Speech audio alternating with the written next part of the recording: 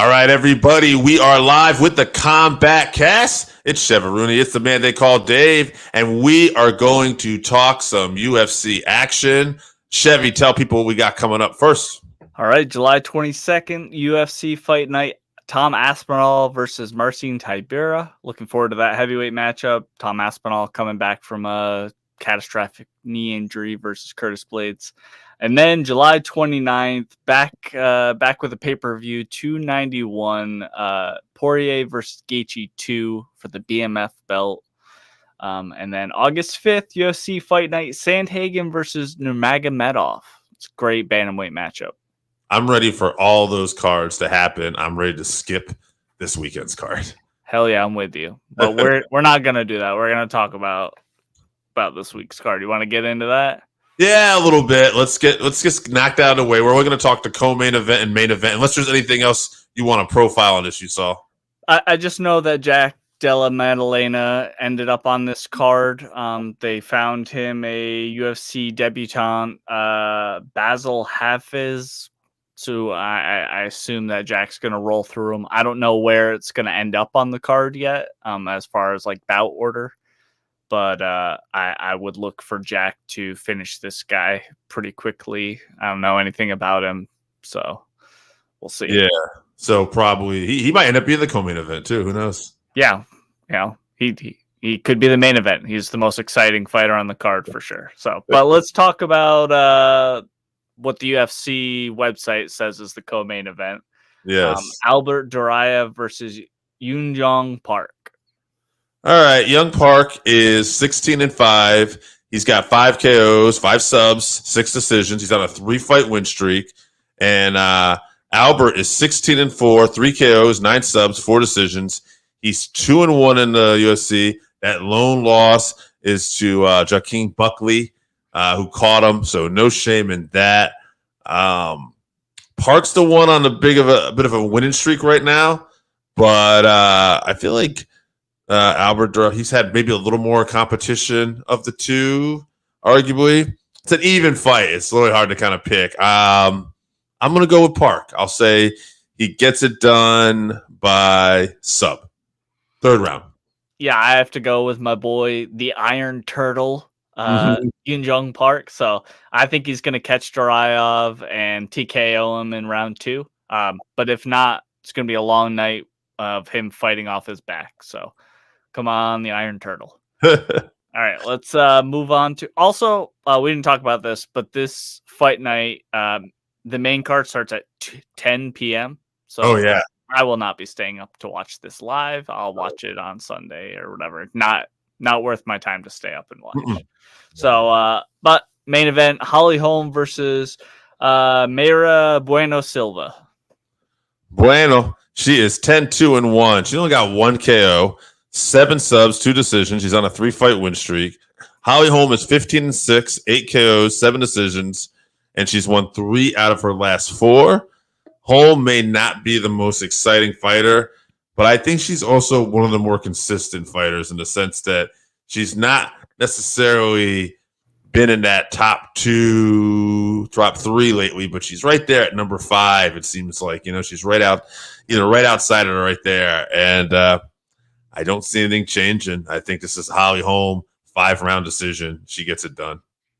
Yeah, we're sort of in line here. Bueno Silva's on a 3-fight win streak, but Holly's too savvy for her, I think. So Holly's going to use a clinch against the cage to keep from being taken down. And then on the feet, she's going to stay at kickboxing range and use good footwork. So boring decision per usual for Holly Holm. Yeah, I can't disagree with any of that. And like I said, I think we're on the same page. So yeah, right. All right, let's get into UFC 290 last week. One of the best cards, if not the best card of the year so far. Absolutely amazing card. We're gonna go through the whole main card, but I just want to shout out. Obviously, we can't go on without talking about Robbie Lawler. 38-second finish over Nico Price. He's a robot basically, but he showed some emotion in the cage entering. He really took in the moment. And then afterwards, after the KO, you saw him tearing up. And then the UFC finally got one right in a retirement fight, and they had a package ready to go for Robbie, and it was excellent. That's good to hear. I didn't see that. I'm gonna just go back and watch that now. Oh yeah, that's right. It was fantastic. They had when Joe was giving him his interview, he said watch the screen, and they had a whole reel and everything. It was great. That's tremendous. Robbie Lawler. I didn't think he would beat Nico. Just based on some of the performances I've seen out of Robbie, like still strong, but Nico to me looked like the stronger of the two fighters lately. Younger, obviously, but man. I was thinking about afterwards. I think Nico's style was almost kind of tailor made for a guy like Robbie Lawler at this point in his career, because Robbie's still got that power, and Price likes to just march right in there. So, it is what it is for Nico Price. He'll be back like Nico Price, but definitely cool to see Robbie Lawler go out with a win and on top. Yeah, for sure. All right, let's get into this main card. Absolutely tremendous main card. Start off with Bo Nickel versus Val Woodburn. Bo Nickel gets it done in, 33 seconds too? I think 38. I think the same amount of time as Robbie. Yeah, ridiculous. Woodburn was a short notice replacement, so it's kind of hard to read into this. Woodburn was undefeated coming in on the regional scene, but what's interesting is even at this level, whatever this level is, we don't know what Woodburn was. Nickel's finishing people on it with his hands, in 38 seconds. 38 seconds. So it's a good sign if you're in the camp of Bo Nickel and you have just devastating wrestling. The only thing I would worry about, I mentioned this that night, is sometimes people fall in love with their hands. Let's obviously remember this guy is wrestling based, and let's just keep working on those hands as an option to hopefully set up the wrestling as he gets in there tougher and tougher opponents. But man, I sometimes like to pick opponents for people after this. I'm not doing this here with Bo Nickel. Just keep doing what you're doing right now. We're building up this guy, and I can't wait to see. I mean, I can because I don't want to see him rush him, but I'm excited at the point when we do get to see this guy with stiffer competition. Yeah, Bo got it done on the feet. And one thing I did notice is that when he hurt him, he was quick to notice that he hurt him. He didn't rush in. He stayed still just at the end of his punches and landed a few more shots before Val went down. So, he did tremendous. I think that he doesn't strike me as one of the wrestlers that's going to fall in love with his striking, because you saw in his Contender Series fight, he was willing to roll to that triangle, roll to his back to a triangle that's totally against a wrestler's nature.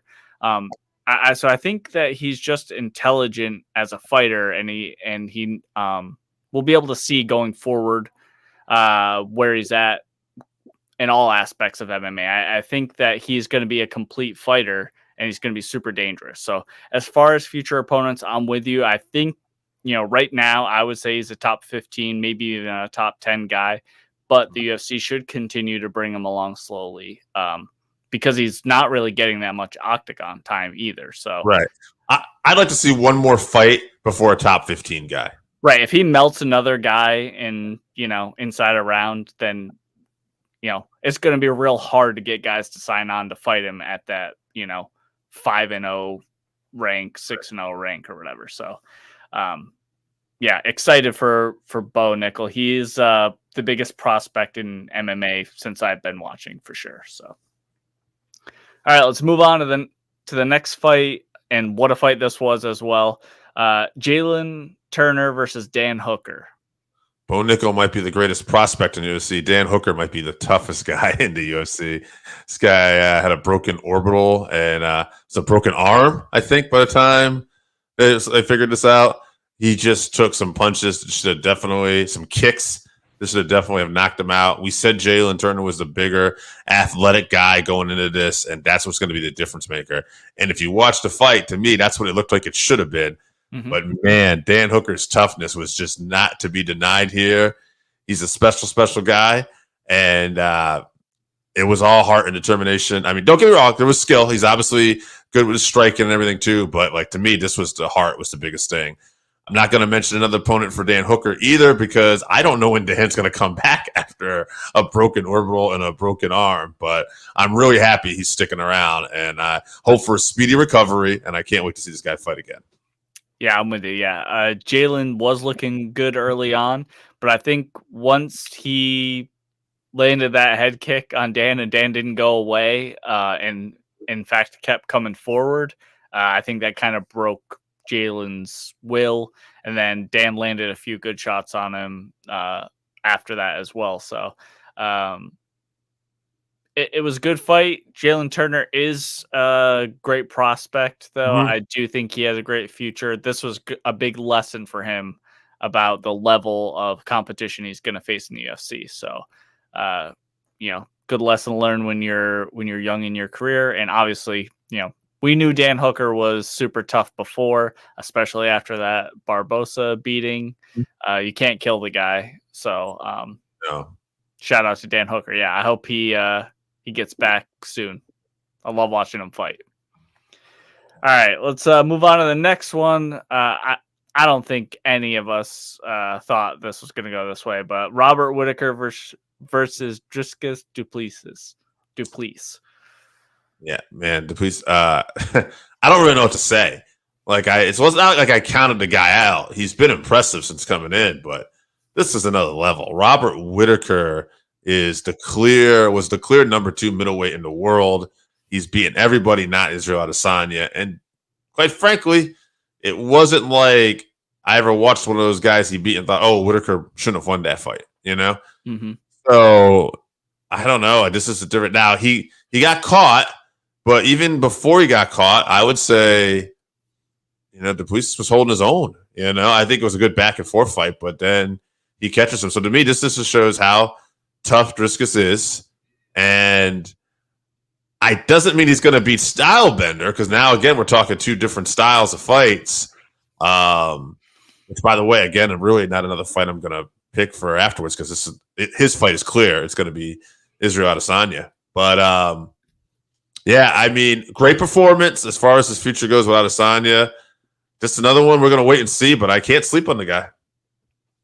Yeah, I don't want to take too much away from him, but that Robert Whittaker also did not look like the usual Robert Whittaker that we see, and that could be 100% credit to Dricus.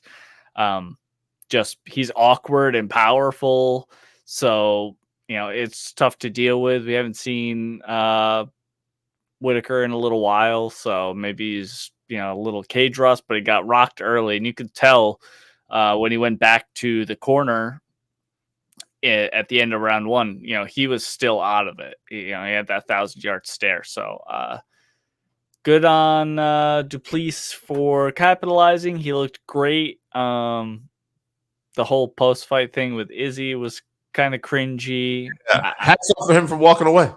Yeah. He came out looking like the professional. I feel like Izzy maybe was a little bit surprised that he won, so he didn't have anything prepared, and he kind of just went in there and decided to wing it, and it didn't come off great. So, but I am looking forward to the fight. Bring on all the drama, I guess. Don't need it, but it does add to the anticipation of the fight. So let's move on to Brandon Moreno versus Alexander Pantoja for the flyweight belt. Just a great fight that I honestly thought could have gone either way. When it went to the decision, I was kind of leaning towards Pantoja, but I wouldn't have been surprised if Moreno had won this fight. This was all the rounds were just those close rounds for the most part. I'm very impressed with Pantoja, because even though he had beaten Moreno before, I really believed after watching Moreno finish those fights with Davidson that he was just on another level, and I thought no one was going to be able to stop him. And that did not happen. Pantoja showed he was every bit on that level and more, because he won the fight. And now I don't know what to think as far as who should be next. There's some other great quality contenders in here, so I'm guessing Moreno should probably fight again, because he's had a couple losses. But I definitely don't feel like Moreno should be out of contention. To me, he could be one fight away from fighting for the title again. Yeah, first of all, Moreno just does not have boring fights, does he? No. This was maybe fight of the year so far. It was so good. I personally thought that Moreno won, but it was super close. I don't think he got robbed in any facet. It's just how you judge a fight. But I don't think in the grappling exchanges, even when he had Moreno's back, that he was really doing enough to threaten him. So I think that I would have gave the fight to Moreno, but I'm most certainly biased as well. So I know Pantoja is up 3-0 on him now, but I think that Moreno deserves another shot. He was, he is a great champion. But you could put Roy Val in there or Amir Albazi or whatever. I think that Pantoja has beaten Roy Val. I don't know about Albazi, so flyweight is somewhat exciting again, though. We don't want to get into, keep getting into these trilogies and stuff like that because that slows down the rest of the division. But these fights are so close between these guys that we want to see it again. So it's a mixed bag. But hey, for the record, I just want to throw this out there. I was just thinking about now. I know it's not going to happen, but boy, wouldn't this be a fun time for a guy like Mighty Mouse to come back to the flyweight division? Like now that you have these established guys. Yeah, I would love to have Mighty Mouse back in the UFC with no division at all. Like would be no factor. I just want to see him back in the UFC. But yeah, be interesting. I think the level of talent has evolved a lot at this point. So, we could see some competitive fights, but I don't think we're going to see him back. I think he's, pretty near retirement at this point. He doesn't like all the drama in the UFC. I think he's happy in one championship. So let's move on to the last fight on the card. Alexander Volkanovski versus Yair Rodriguez for the featherweight title. Yair came ready to fight, but it wasn't enough. Volkanovski is just another level. He's just consistent. He finds ways to win. He's just good all over. I just don't know what else to say about this guy. Like, he's super impressive. I want to see Volkanovski. Dana said he can do what he wants pretty much. He'll fight for the lightweight if he wants, and he's earned it. I want to see him fight Ilya Topuria next. I think that would be a fun fight. And then if he wins that one, which I would bet the house on him at this point, and I'd like to see him fight Islam again. Have Islam fight the winner of Gaethje Poirier, and we build towards that fight because I feel like that's where we're going to head. And we're looking at the two best in the lightweight and the featherweight divisions right now. Yeah, I don't think anyone's beating Volkanovski at 145 right now. Yeah, he might have to slow down with age or something like that before anyone can catch him. So, yeah, he can do whatever. If he wants to go up and fight Islam again, he can. I think it, like Dana said, it's up to whatever he wants to do, and he'll do it in whatever order he decides he wants to do it in. So, I appreciate how active he is as a champion, not only in his own division, but trying to go up to 155. So I, as a fan, appreciate that because, that is something that we don't see in every division, heavyweight. But, I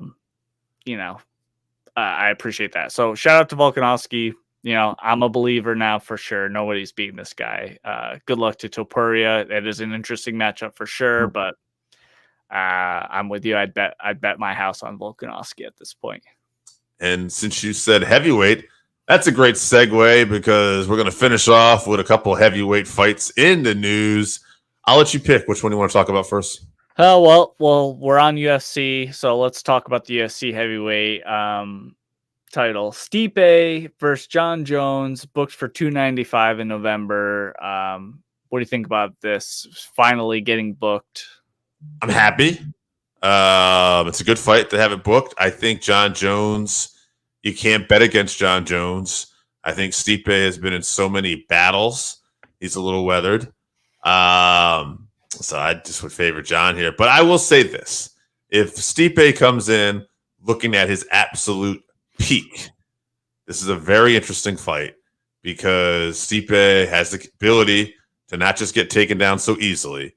And if If he's got the speed with his hands advantage, John gets hit, and we'd be looking at him getting hit at what in the heavyweight division, which we have not seen yet because Sirigan did not touch him at all.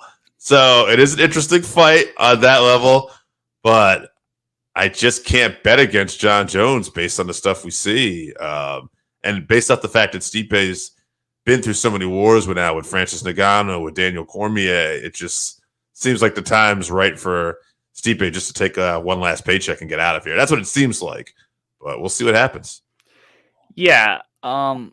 I personally do think that Stipe maybe is a little too old and a little too weathered at this point. Prime Stipe, different saying something else. But I think right now I don't see him beating John unless he has the speed advantage, which going back to that fight with Sirigan, I know that he wrapped Sirigan up real fast and took care of him. But when they were just moving on the feet before they actually engaged, John looked very slow. Right. That could have just been ring rust, could have just been he's still getting used to that weight at heavyweight, or it could just be that he is that much slower now at this weight. And that's going to be a problem if he faces Stipe and Stipe still looking like the Stipe of old. His hand speed's ridiculous. Like you said, John does get hit with his style. Stipe could be there to claim greatest heavyweight of all time without any objection, because if he beats John, that's what you have to call him. Well, that's a great segue because there would be one objection, I think. A guy named Francis Ngannou, that we're probably not going to talk much about in the UFC, is getting his big boxing match that he wanted against Tyson Fury. I'm a little disappointed. I mean, I'm happy for Francis. He's going to get this payday. But, man, I was really hoping on some level we would do a hybrid rules fight. I knew it probably wouldn't happen. That Tyson Fury just was going to, he was going to play the A game. He's the A side, so we're going to do what he wants. And we did. This is a bad matchup as far as I'm concerned when you really want to get right down to it. Fury is so much faster, so much more experienced, and has the power to knock out Francis. Francis has the power to knock him out, don't get me wrong, but he doesn't have any of the other capabilities in a boxing match. An MMA fight, he could maybe cut off the octagon, he could take him down, he could leg kick him. And by the way, stylistically, Fury is one of the better matchups in an MMA fight because he's so fast and he hits hard. It's the epitome of a puncher's chance. But we're not going to put that up for grabs, are we? So we're going to get this boxing match. So it's whatever. I'm happy for them. I'm sure it will draw a decent number. I don't know if it's going to do McGregor-Mayweather numbers. I doubt it. You don't have the UFC machine behind it. You don't have Conor, who was essentially the hottest star right now, bigger than the UFC at that time. And even Tyson, as good as he's not Floyd at that point. So I see this will do good numbers, but I just don't think it's going to be as big as everybody's hoping. We've also seen this before. We've seen these MMA fighters try to fight the boxers and they just lose every time. So, I think, is it outside the realm of possibility that Francis knocks out Tyson? No, it's not. Tyson could go in there very confident and cocky and toy with Francis and get caught. But more than likely, he goes in there and does whatever he wants and embarrasses Francis and then knocks him out. Yes? I will say this. He has no chance. There's not a better guy you could probably want to root for to get it. For sure. He's such a nice guy. He's humble. Yeah. He's been this smear campaign against him to make him look like he's some kind of coward is ridiculous. Yeah. And I'd really like to see him get that. It's just not very realistic, unfortunately. Right. I'm glad he's going to get paid. That's what he deserves, coming from a sand mine in the Congo or whatever to fighting Tyson Fury for tens of millions of dollars is a great story. So shout out to Francis. Can't wait to watch Tyson fight. Not sure if it's going to be an exhibition or if it's going to put Francis's title on the line, Tyson's title on the line. That hasn't been worked out yet. We don't know how many rounds the fight is or anything like that. 8 on the thing I saw. Yeah. Okay, so we'll see. We'll see. I'm not getting too excited about it. If it comes out that it's an exhibition, my interest goes down a lot because there's a lot of shady sports entertainment things that could go on with this. But if it's a real fight, I'm looking forward to it for sure. Yeah. I'd probably find a way to get my money. Yeah. Might try some sneaky things, but we'll see. All right. Let's tell people what we got coming up one more time. All right. July 22nd, UFC Fight Night, Aspinall versus Tybura. Then July 29th, UFC 291, Poirier versus Gaethje 2. We'll probably talk about Earl Spence and Terrence Crawford for that one as well. And then August 5th, UFC Fight Night, Sandhagen versus Nurmagomedov. All right, guys. This was fun. We'll see you at the fights.